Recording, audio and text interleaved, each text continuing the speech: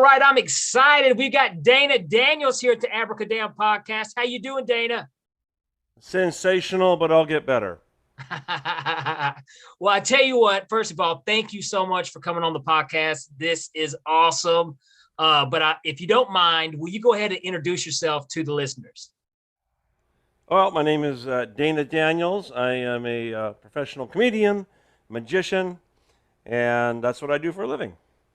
I live in California, Well, and first of all, but your act is, I'm a big fan of the act because it's not just you, but you also have a sidekick that you're kind of known for in your act. Am I right?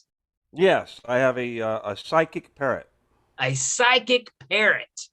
Now, Yes. I've seen your acts. You've been in the game for a while too, Dana. Really, you are. You're pretty much a veteran of comedy, stand-up comedy magic. I've been around for a while. And Yes. but it definitely one of the funniest acts that you can see right now. Still to this Oh, thank day, you. still one of the funniest acts. Thank you. Um, Thank you. Now, what what kind of came first for you? Was it comedy or magic or how did it happen? Oh, well, like I said, I started magic when I was a kid. I was 11 years old. I was in a car accident. I broke both my legs, and I was in a hospital for several months. And during that time, a magician came up and did a show, and that's how I got interested. So as soon as I got out of the hospital, Mom took me to a magic shop and signed up for magic classes, and then I joined a magic club called the Long Beach Mystics, and it turned out to be this legendary magic club that produced several of our star magicians today, and so that was I was very lucky to grow up in that area and have that available to me. Now, Uh, well, for people who are not familiar, like Magic Club, in Magic, we do have a lot of clubs in our towns to where we can gather and meet and talk about magic. And the Long Beach Mystics literally it's like trying to compare it to something that so much talent came out of the Long Beach Mystics. It's yes, insane. yes, a lot of working professional magicians. Like I joined it when I was 11 years old, and several of those magicians that I met back then are still friends of mine today. We're all very close. And strangely enough, it was which was kind of wild.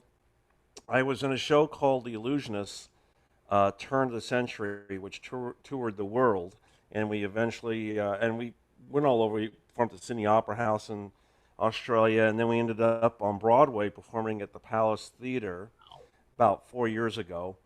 And two of the other acts on the show were Long Beach Mystics, Rick Thomas and Mark Kalin. And we're all sitting backstage one day, and we all kind of just realized it. And he goes, "Isn't that wild? We all knew each other when we were 13, and then here we are on Broadway in this show together.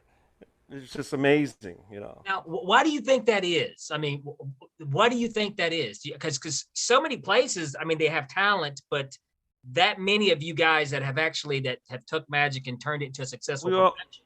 we had meetings once a month, and those meetings we always had a show, and we always would fight each other to get on the show, and because only so many of us can get on there, and then we're always just working on our stuff, and then uh, we would encourage each other. We were kids. Sometimes we were a little rough on each other too. But it was we just improving every.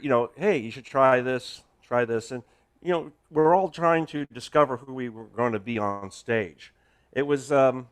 I mean, there were some members who were just there, and it was a hobby, and that's great. And then there were several of us who were kids, and we were like, "This is what we want to do."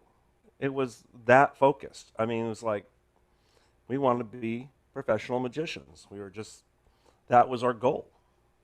I think that has a lot to do with it. If you're in a place where there's a lot of support that shows that yes, you can do this for a living. Yes. This is something that can be done. Well, I think if I didn't have the Mystics, I don't know if I would have continued. I think I might have gotten distracted into something else, and probably gone that way. And who knows? I mean, but it helped keep you focused because it was always that next meeting. Okay, I'm going to try this. And I was trying to find myself on stage. I was doing illusions.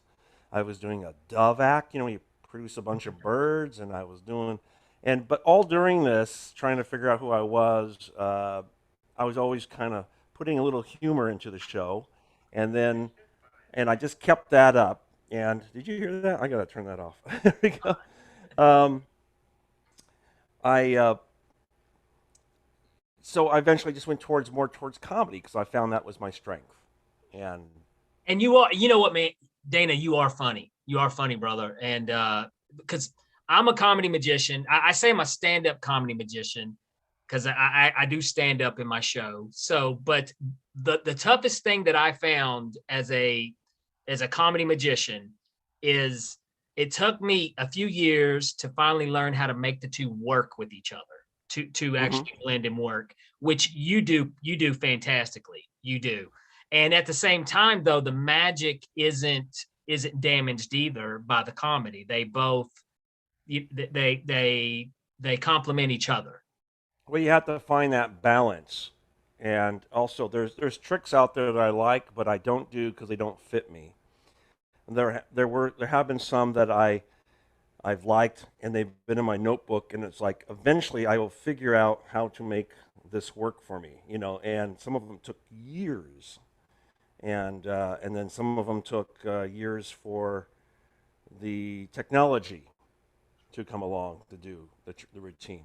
But but eventually, like you just figure it out. And then eventually, and one of my newest routines, which I mean newest, it's a few years old, but um, it's one of my favorites now. And after the show, a lot of people say it was their favorite. I always ask people, "What was your favorite?" And they tell me, "Oh, I like that one you do with the magazines." And Oh so yeah. so that I like to keep a pulse on with the audience and see what they like and all Uh, that. and okay, let me go back. Okay, I can't praise the creativity enough, okay? Because I really geek out on this. This is what gets me excited now. Like back in the day, in the early days, as a magician, like anytime you could learn a trick or a new move, you always got excited. But now, I'm a full-time performer. So when I see something creative on stage, it doesn't necessarily have to fool me, does it? But if it's just something I've never seen someone do a certain way. Now I want to praise the balloon routine, which how perfect is the comedy in that routine. I love that. I love it. Thank you. It's perfect, man. And every now and then, I don't watch a lot of performers. Really, I don't. You've got that thing. You don't want any lateral thinking, or you come up with an idea and you think, man, that's so good. Was that really mine? Did that really happen? Sometimes you wear stuff like that. But I see the balloon Mhm. routine. And I was like, that is so good. I'm jealous of that routine. It is Oh, so well, good. it took a number of years to come up with to find out what would work to fit my personality, and then the routining of it. I have a group of guys. The mystics are kind of gone, but some of us old mystics, we get together and we get together with some other people that are comedians or comedy jugglers and stuff like that. And once in a while, we get together one of our houses. We have pizza, and we go, hey, I'm working on this. What do you think? And then they'll throw in ideas and stuff like That's that. So awesome. it's just like a little workshop that we do. We used to do it all the time. Now we're so busy, we rarely ever do it because, um, but I workshop that a lot and that with those guys just to see because some of the original ideas for it didn't fit or I thought might have been too corny. I was trying to find that, and you go out there and you try it, and then and I try everything about 3 times, and then if I feel like it's not working, then it's gone. And That's a common. I do the same thing with jokes and new routines. I do 3 times, and I ran into, and these are the things, and you never know how they're going to work until you do them on stage. You have to work them out on stage. yeah, Uh, there's one routine now, and I still call it new. I've only 2 years, but to me it's still kind of new. And I literally performed it 3 times, and the first 2 times it went horrible, screwed up. each time. And it wasn't until that very last time to where I was like, that's it. That's it. And I was like, I really Mm, don't want to scrap this because I love this idea. yeah, But that's a lot of behind the scenes that people don't see is the work that you put into these things right. and to have to work them out. There are some jokes that I do that I keep in. I'm stubborn just because I Yeah, like them. You yeah, know, yeah, yeah, it's yeah. it's like I don't care if you don't like it. It's like this one's for me. Um, on the balloon routine, it's very interesting. I did it a couple of years ago. Milt Larson has a place, or actually, I don't think it's reopening now because COVID, but the out in Santa Barbara, and so I was there a couple of years, about 2 years ago, and Steve Martin was in the audience, and Oh my God. afterwards he came up and wanted to chat, and then he said, "I wrote a joke for you, and it was for the balloon routine, and just a line for it." And I was like, and he says, "My wife doesn't think it's funny, but I do." And I said, "Mr. Martin," I said, "even if it's not funny, I'm going to use it so I can have you as the credit in my show as a writer." so, so I actually do that, and it is a very funny line, and I do it in that balloon routine. So That is awesome. That is yeah. awesome. Now, have you ever met? Was that your first time ever meeting Steve Martin?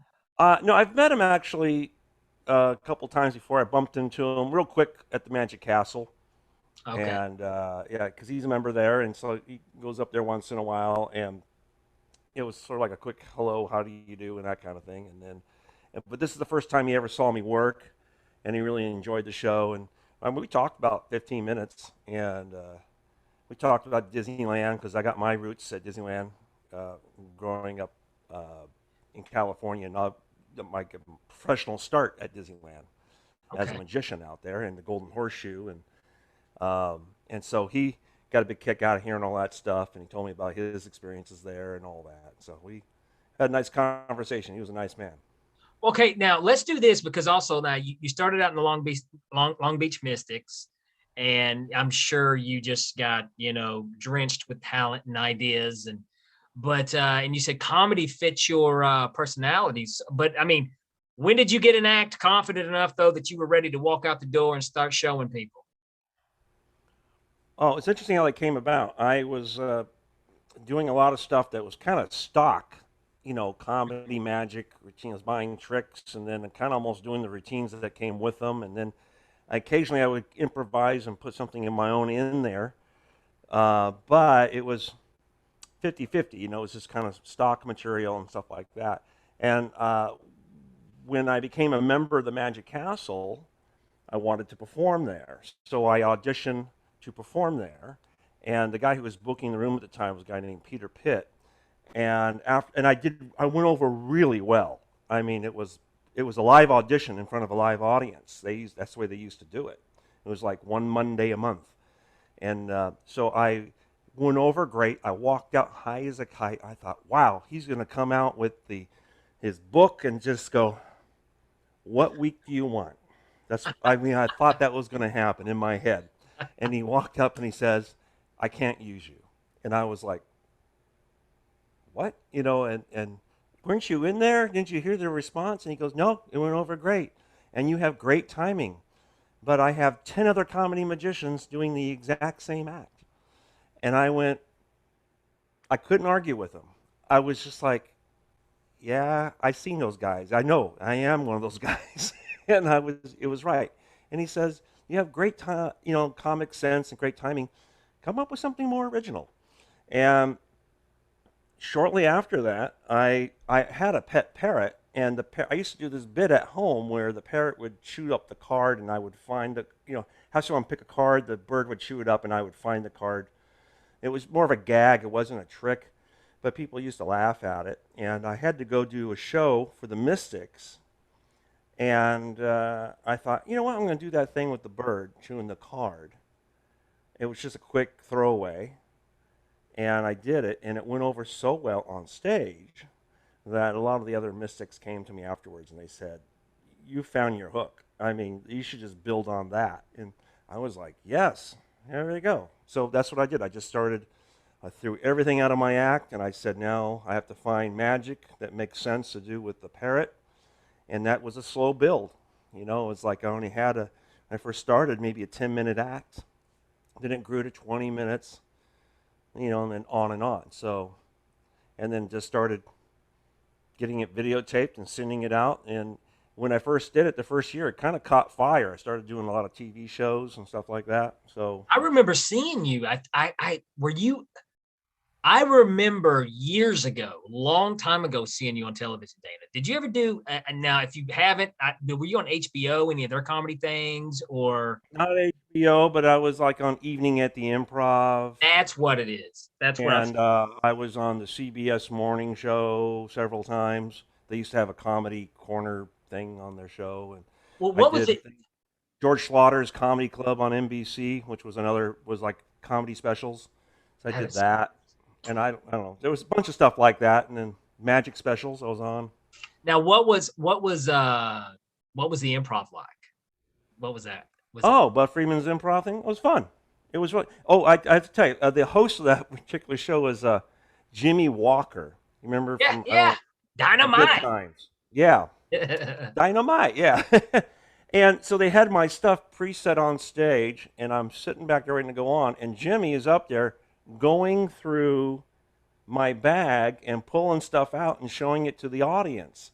Hey, uh, look at this, look at that. And I am sitting there going out of my mind, you know, going, it was like he's showing stuff I'm going to be pulling out, and I was worried that he was going to mess it up, and it was like, unfortunately, that didn't happen. I mean, nothing got messed up, and I went out there and had a good set. So well, that's super. he was trying to get a laugh, you know, He was with trying to something. get a yeah, yeah, yeah. That was Yeah, typical, typical. but Ah, I didn't man, no. appreciate it. Yeah, Yeah, yeah, that yeah. was like, you That's don't touch a magician's props. no, no, you don't. No. Don't ever touch the props. That's but you went up there and did your thing though. You went up there and it was this. Yeah. This was earlier in your career too, right? When you were did. Well, this was probably, when did I do that show? Late 80s or early 90s. I don't remember.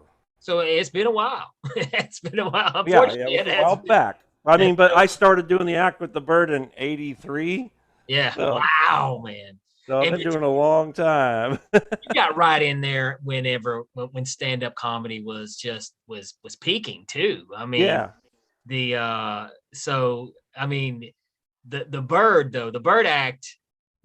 I mean I think that's your bread and butter of course, and that's probably Well, what. yeah, it's nice to have something you're known for, and you know, it has a hook to it. And I don't, you know, like the balloon routine has nothing to do with the parrot. You know, it's like so I'm creating more stuff that, you know, I have that, and if I come up with something else I can utilize him in, I will.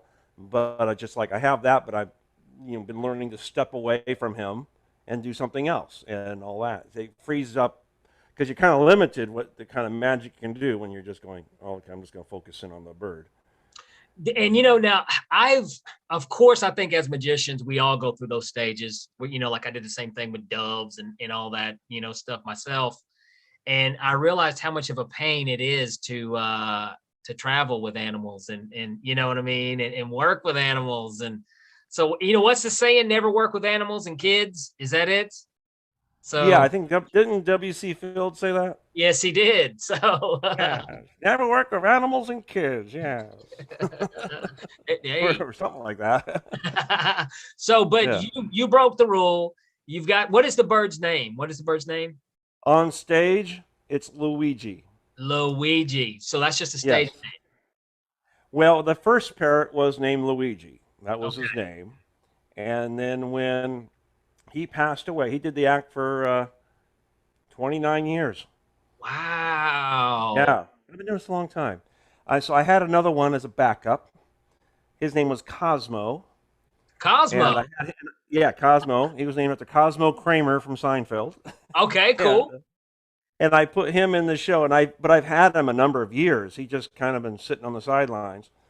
And so when the first one passed away, which was backstage at the Magic Castle, you know, that was they had to cancel my last show. I was very, very, Oh my I was a wreck. goodness. I was a wreck. Wow. Um, So the next day I put Cosmo in the show, and that's a whole story. So because it was his first time in lights, curtains, and audience, I can only and imagine. I trained him to do the tricks, but I didn't train him to be in front of lights, curtains, and audience. That kind of slipped my mind, and it was like he just kind of freaked out. He bit my thumb really hard, and I didn't even know it because my adrenaline was so high. Uh-huh. And I'm out there talking, and I'm going like this, and blood is going. And I had a piano player in my show at the castle, and the piano player's going, Dana, Dana. He's like about to throw up. And then I finally see it, and I go, oh, and my hand's like completely red. And I go, well, the little guy got me, and I go, so I get a towel, and I'm trying to stop it. And I just kept on improvising and doing lines, and I was getting laughs. And afterwards, I had magician members come up to me, and they go, I love the new bit, the bird biting your thumb, and that blood looks so real. And I was like, yeah, I might take it out, though. It's a little messy. Oh, that's gold. But so that bird, Cosmo, so he was Luigi on stage because I wanted to keep the everything consistent. And Absolutely. then he did the show for about 6 years, but he was already kind of aging. And then I had to take him out. And I gave him to my sister to take care of because he was just getting a little too old. And so then I have another parrot that I had. And he's about 6.5 years old, and that's the one I still have. And that's Buttercup. Buttercup. Buttercup All right. plays Uh, Luigi. Yeah. okay. Well, let me do this too before I got to keep this on my mind because, time does go by quick in these things. Um, Yes.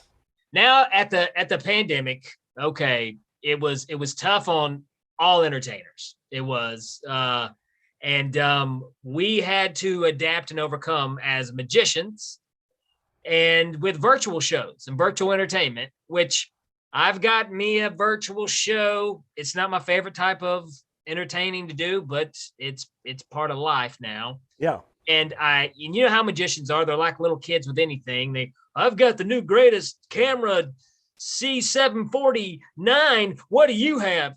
Stuff like that. And I would see some shows. This is the thing. I'm going to be very critical to a lot of virtual shows that I have just seen just screenshots of. And I'm like, you guys got this looking like a television show. You guys got this looking like something that I would, I feel like there's a barrier between me and you. And it's live entertainment that I'm craving. Okay. And then I saw Dana Daniels post his amazing pic on the old Facebook, and I see a virtual volunteer. And I thought, this was absolutely one of the best things I have seen on a virtual show. So tell me, well, first of all, people who may not have seen your show, let them know, what is a virtual volunteer? How does that work? Well, mannequin and a iPad. Which is funny, by the way. That's funny. Yeah, and I have someone call in. I have the address, and whoever I ask whoever has an iPhone with FaceTime, and then whoever's first, the face will pop up here. Just looks like they're standing next to me. And then I have a trick I do with them on this, and then I also do another trick where I bring up. Let's see if I can bring it up. There, Arnold Schwarzenegger. And then I have someone in the viewing gallery. I say, who can do the best voice for Arnold? And then and I do a trick with the bird and Arnold Schwarzenegger, and they do the voice, and it usually comes out pretty funny, depending That who's is doing the great. voice. And That is so, great. yeah, it's a lot of fun. But when I put a live person up there, there were just certain routines that I do. Well, actually, just one really where I needed to have a person up there to look at something, but no one else can see it. Only the volunteer can see it, and because I want everything to be a big surprise. So if I'm showing the gallery, showing them this way, and they're reading off of it, everyone can read off of it, and so and they might pick the same word as whatever, and so that's why I let them look at it, and they pick whatever word they want, and that's actually for the magazine routine. That's what I use that for. I love that. And to me, right there, right off the bat, that is when I take that takes away the barrier. That takes away that virtual barrier that they can feel like they can still be on stage with you, and then Yeah, I also try to make it as interactive as possible and keep it moving and all that. And it's they're more fun than I thought they would be. I was really uh, reluctant into going into doing Zoom shows when it first started a year ago. I had friends that were doing it, and I just thought, well, this is going to last 2 months. We'll be back. And I was like, I didn't want to put the expense and the energy into building something that wasn't going to last. yeah. But then as time went on, I was going, okay, I better jump on this gravy train. And then so I did. And that was actually a friend of mine called me. What got me started was a friend of mine called me up. He's a magician, but he's got a regular job. He's like a part-time magician.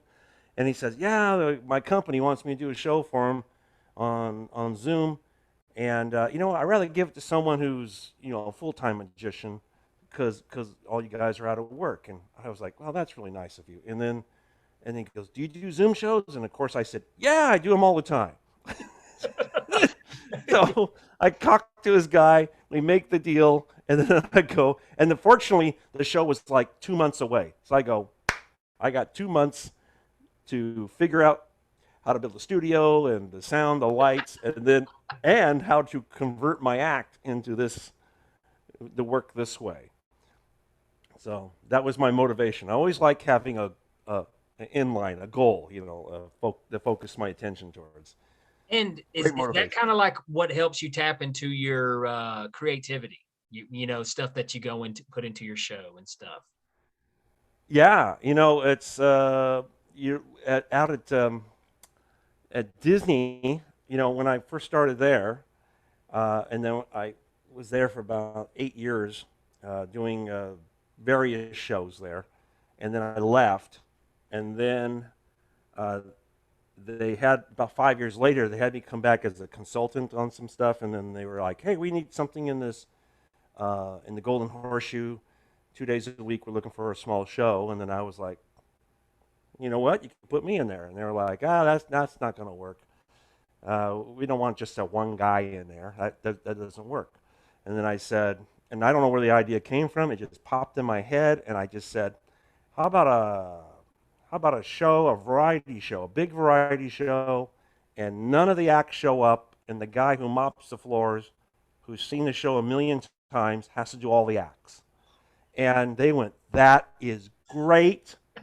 And they literally said, when can you start? And I said, wait a minute, you realize it's still just me alone on stage, which you hated 5 minutes ago. And they said, yeah, but this is a story. And so that's Disney. They like stories. That has a story to it. This guy's coming in to save the show. So they got me a piano player, and I scripted it out, and we did this show.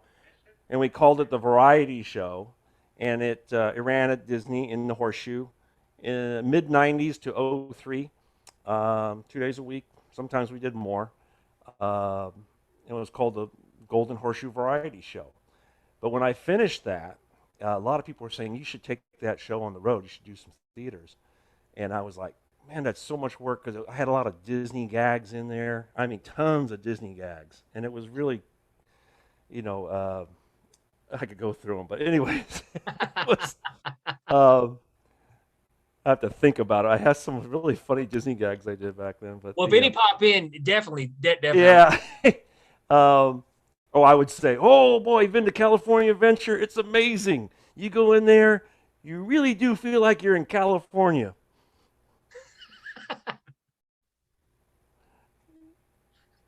I liked it. Yeah. I said, man, they got everything, and they even have my house in there. I go, it cost me $29.50 to go home. To listen to the rest of this episode, be sure to like and subscribe to the Abracadamn podcast wherever it is you listen to your podcast. And also be sure to like and subscribe to the Abracadamn YouTube channel for more interesting content. Abracadabra.